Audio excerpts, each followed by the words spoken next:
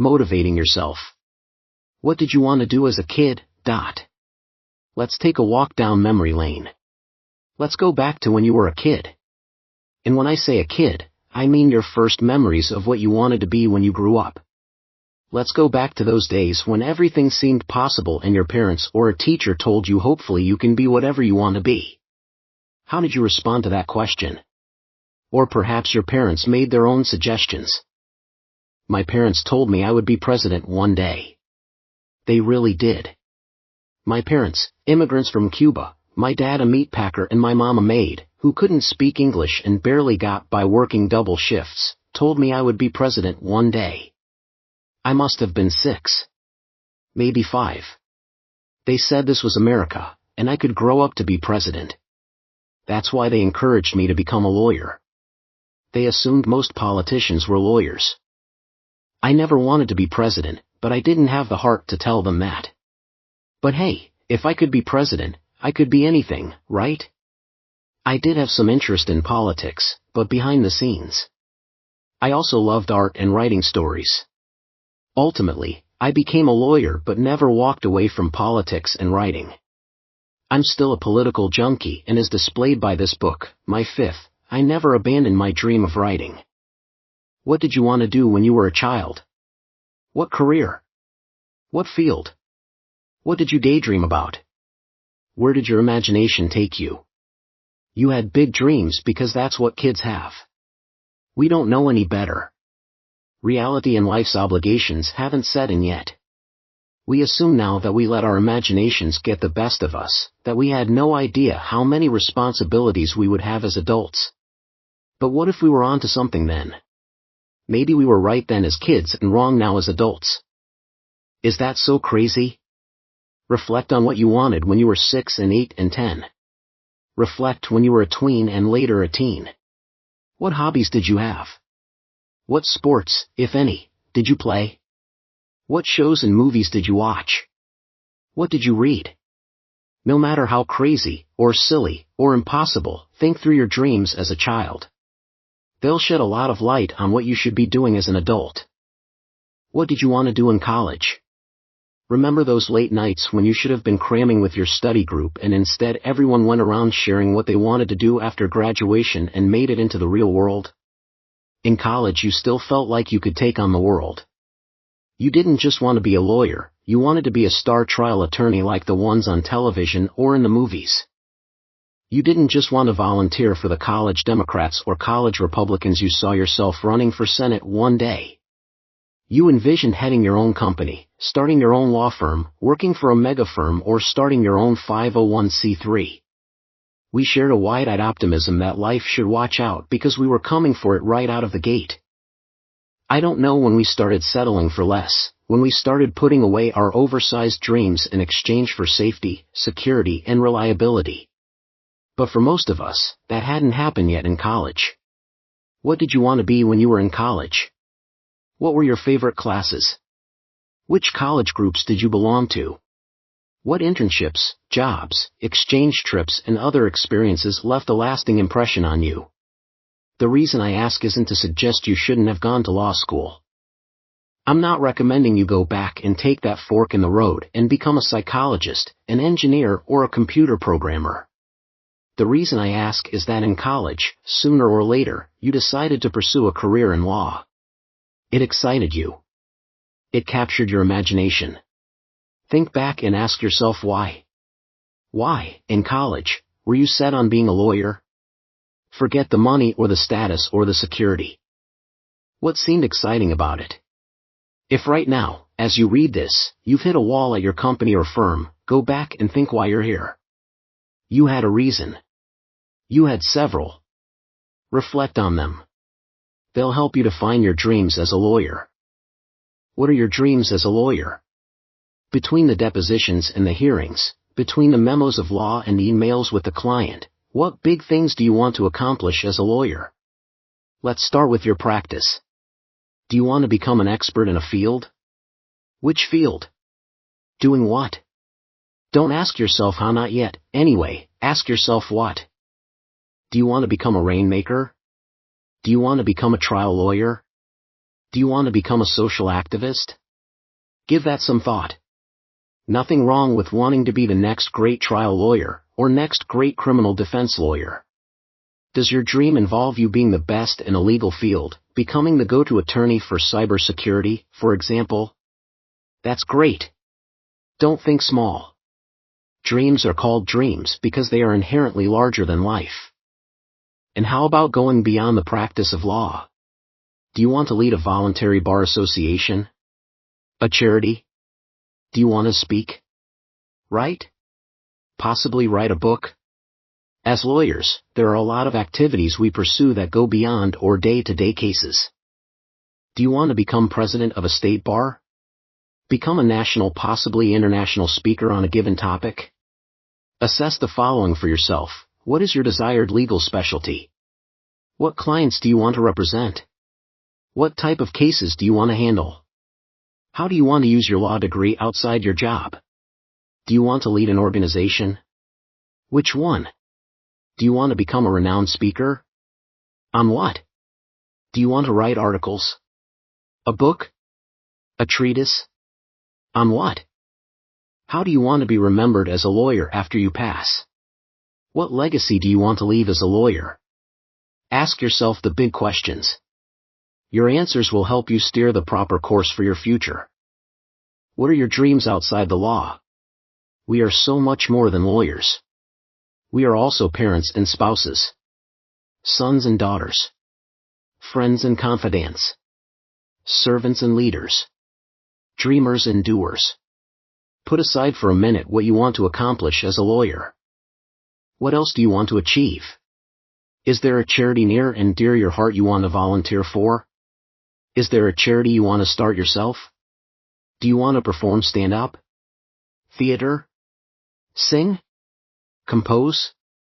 Write a novel? Start a self-help group? Become a mentor? Be a sports coach? A thought leader? A social media phenom? Did you want to speak at TED Talks? Run a marathon? Do a triathlon? Start a business? A restaurant? Sometimes your dreams outside the law advance your law-related dreams. They don't have to be mutually exclusive. They often involve the same talents you use for your practice and draw from the same passions that drive you to excel at your profession. If you take a close look, your career dreams and your other dreams often share things in common. So take the time and reflect upon what you want beyond being a great lawyer. It may seem daunting.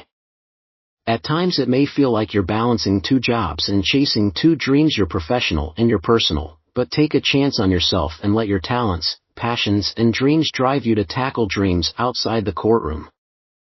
What are your dreams for your family? If you're married, what are your dreams for you and your spouse? What do you want to do together? Is there a local charity you two volunteer at and you both want to assume a larger role? Possibly plan additional events? Join the board? Create a related charity to serve those not currently served? Do you want to travel? Write a book together? Speak together on family-related topics like raising children or tackling depression? Get involved in politics? What does retirement look like? What do you two want to do when you walk away from the legal profession after 30 or 40 years? What foundation do you want to lay down now for a joyous, challenging retirement, where you take your skill set and apply it elsewhere, either in a business, a charity, or writing a book? Do you have kids? Have you helped them discover their talents, passions, and dreams? What plans do you have to help them define and achieve their goals? How can you help them decide upon careers and pursue them wholeheartedly? Maybe you want to do something with your kids that's bigger than all of you. Perhaps fundraising for a charity, getting physically fit together, or coaching their teams. Help your budding musician record his music? Help your young artist sell her work? Perhaps your children have extraordinary talents and need help developing them? Helping your kids fulfill their dreams is one of the most rewarding things we can do as parents. What have you told others about your dreams? If you've gone to the trouble of sharing your dreams with others, then you're serious about them. What have you told your spouse about them? Your kids? Your colleagues? Friends? It takes courage to share your dreams with others. When we do that, we risk being ridiculed, undermined, or dismissed. Despite that, what we want to do has become so important to us, so much a part of us, that we can't help but share our ideas and our plans to make them a reality. What do you tell your spouse when you're lying in bed at night, with the house finally quiet and dark, reflecting on what big things you want to do with your life? By giving a voice to your dreams, by articulating them out loud to others, you're acknowledging to yourself that they're worth pursuing and you're taking a step toward making them a reality. Do you keep a journal? Do you write down your long-term goals? That's a good place to look for dreams waiting to be actualized. I have dozens of journals with ideas, some I've followed through on and others I haven't. Just because some of those dreams have been dormant doesn't mean they can't be woken up and pursued. What do you do with your free time? What are your hobbies? Other than watching television, or going to the movies or golfing, what are some of the other things you do? Let's start with what you read. You can learn a lot about a person from what she reads. Fiction versus nonfiction.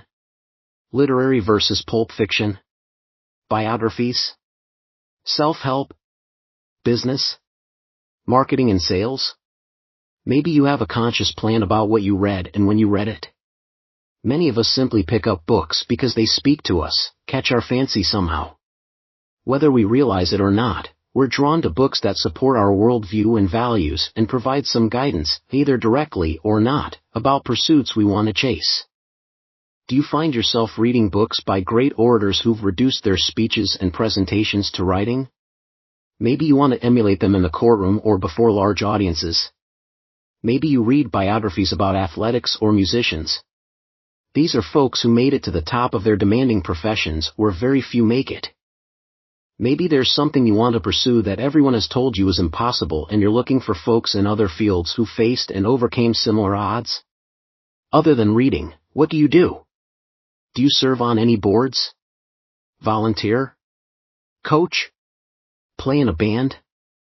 Are you writing the great American novel? Taking improv classes? Maybe these hobbies are a window into something bigger, some greater dream you want to pursue. Maybe you have some moonlighting in your future.